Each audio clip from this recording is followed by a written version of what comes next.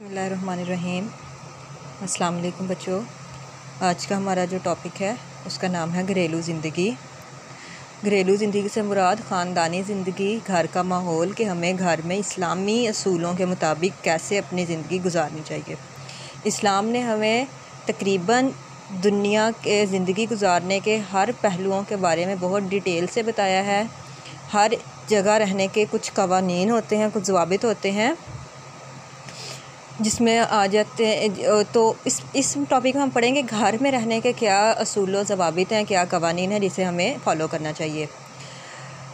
अब माँ बाप के हकूक़, वालिदैन के हकूक़, मियाँ बीवी के हकूक़, बच्चों के हकूक़, रिश्तेदारों के हकूक़, पड़ोसियों के हकूक़, ये सारे क्या आ जाते हैं घरेलू ज़िंदगी के हकूक़ में। ठीक है। नबी करीम सल्लल्लाहु अलैहि वसल्लम की घरेलू ज़िंदगी से हमें ये सबक मिलता है कि नबी करीम सल्लल्लाहु अलैहि वसल्लम एक मिसाली बाप थे, एक मिसाली शोहर थे। वो जो कहते हैं बेहतरीन नमूना थे हर चीज़ का। तो वो घरेलू ज़िंदगी के लिहाज से भी जो है वो एक बेहतरीन नमूना थे। जैसे कि एक नबी करीम सल्लल्लाहु अलैहि वसल्लम ने फरमाया, तुम में से बेहतर शख्स वो है जो अपने अहलो याल के लिए अच्छा, और मैं तुम में से अपने अहलो याल के साथ सबसे अच्छा हूँ। यानी कि नबी करीम सल्लल्लाहु अलैहि वसल्लम ख़ानदानी निज़ाम में एक बहसीयत मर्द, ख़ानदान के मर्द होने की हैसियत से इस दुनिया में मौजूद तमाम लोगों से अच्छे थे।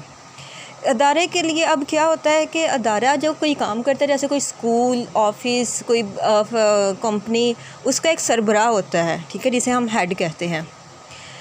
अब वो क्या होता है, वो सारे इंतज़ामात संभालता है। इसीलिए घर का भी एक घरेलू निज़ाम को चलाने के लिए भी एक सरबराह का होना ज़रूरी है। तो वो सरबराह कौन होता है?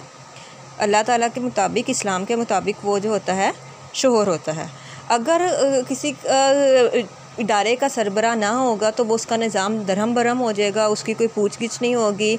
और माशरा इसी तरह घरेलू में निज़ाम में भी अगर सरबराह नहीं होगा तो माशरा टूट फूट का शिकार होगा।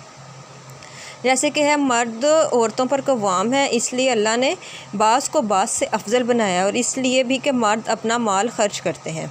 यानी कि अल्लाह ताला ने मर्द को इसलिए औरतों पे थोड़ी फजीलत दी है कि एक तो वो घर के जो हैं वो फ़िज़िकली आदमी औरत से ज़्यादा स्ट्रॉन्ग होता है, ठीक है ना। दूसरा ये कि वो कमाता है तो उसके ऊपर ज़्यादा ज़िम्मेदारी आयद होती है कि अपने बीवी बच्चों की परवरिश करे, अपने जो है वो अहलो याल को जो है वो उनको ज़रूरत के मुताबिक ज़िंदगी फ़राहम करे, और अपने घर के मसाइल पे जो है वो पता लगाए। इससे मालूम होता है कि क़वाम दर हकीकत एक ज़िम्मेदारी है जो मर्द को सौंपी गई है। बीवी के लिए लाजिम ठहरा है कि वो हर मामले में शोहर की अताअत करे। शोहर को भी तलकीन की गई है कि वह बीवी बच्चों के साथ नरमी से पेश आए। नबी करीम सल्लल्लाहु अलैहि वसल्लम एक आम इंसान थे, एक आम इंसान नहीं थे बल्कि अल्लाह के रसूल थे, और वो भी रसूल जो कि सारे रसूलों में अफजल है। लेकिन फिर भी इनका क्या था कि अपनी फ़ैमिली के साथ वो बहुत ही शफ़ीकाना रवैये से पेश आते थे।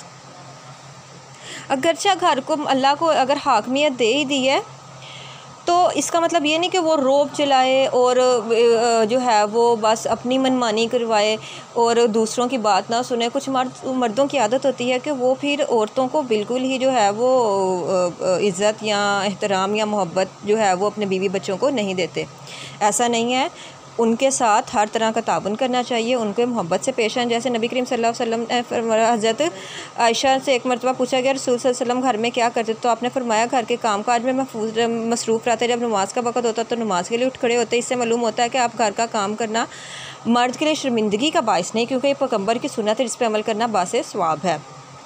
इसी तरह जो है वो उसके बाद है कि अगर मर्द की ज़िम्मेदारी है, उसको ये चाहिए कि अपने बच्चों को, अपनी बीवी को दीन की तरफ राग़ब करे, उनको नेकी का जज्बा उनके अंदर पैदा करे, उनको अच्छाई बुराई बताए। उनकी जो है वो अच्छाई बुराई का ज़िम्मेदार मर्द ही है, ठीक है। उसके बाद आ जाते हैं हकूक़। अल्लाह ताला इस्लाम ने वालिदैन के हकूक़ की और औलाद के हकूक़ की बाहमी निशानदेही की है। औलाद का वालिदैन पे हक़ है कि वो इनका अच्छा नाम रखें। मतलब औलाद जो है वालिदैन का फ़र्ज़ होता है कि वो औलाद का अच्छा नाम रखे, उन्हें बेहतरीन तलीम व तरबियत दे, उनकी बेहतरीन परवरिश करे।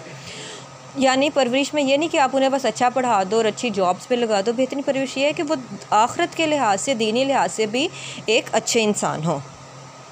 इसी तरह बच्चों के साथ शफ़क़त और रहमी से पेश आना चाहिए, ये भी उनका हक़ है। उनको विरासत में हिस्सा देना चाहिए, ये भी उनका हक़ है। उन्हें पढ़ा लिखा के उनकी बेहतरीन जगह पे शादी करनी चाहिए, ये भी क्या है, उनका हक़ है। इसी तरह वालिदैन के लिए जायज़ नहीं है कि वो एक औलाद को ज़्यादा माल दे दें, दूसरे को कम दें।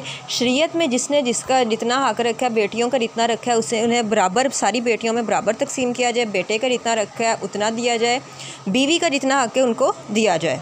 जैसा कि इरशाद है आप सल्लल्लाहु अलैहि वसल्लम ने इरशाद फरमाया कि इसके सिवा किसी की इबादत ना करो और माँ बाप के साथ भलाई करते रहो। इससे साबित होता है कि अल्लाह के बाद जो है नबी करीम सल्लल्लाहु अलैहि वसल्लम ने कुरान पाक में जो है वो माँ बाप का हकूक़ बयान किया गया है। तो इसका मतलब ये है कि माँ बाप का तो बहुत ही ज़्यादा जो है वो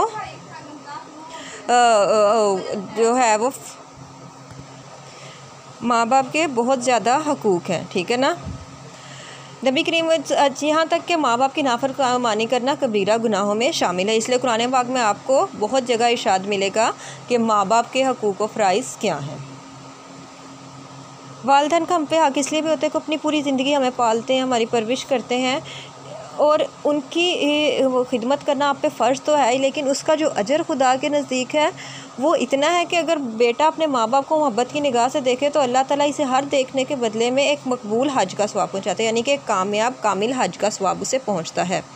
माँ बाप में से जब दोनों या कोई एक बुढ़ापे में पहुँच जाए तो उसकी मारूफ़ तरीके से खिदमत करें, बिल्कुल इसी तरीके से जैसे उन्होंने शफ़क़त और प्यार से आपको पाला।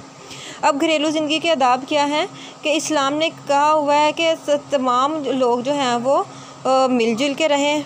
इसके लिए लफ्ज़ यूज़ हुआ है इस्ताइज़ान। इसका मफ़हूम ये है कि इजाज़त तलब करना, यानी कि आदाब में ये चीज़ आ सकती है कि किसी की प्राइवेसी को डिस्टर्ब ना करें हम, ठीक है ना। इस्ताइज़ान का मतलब यही है कि हम जब भी किसी कमरे में या घर के दरवाज़े से किसी दरवाज़े से अंदर दाखिल हुए तो दरवाज़ा खड़का लें, ठीक है ना। दरवाज़ा नॉक करके फिर अंदर जाएँ, खामोशी से घर में नहीं दाखिल हों, हर किसी की प्राइवेसी का ख्याल रखा जाए। कोई सो रहा हो, कोई बीमार हो, कोई बूढ़ा हो तो उसके पास जो है वो शोर ना करें और बीमार की इयादत करें।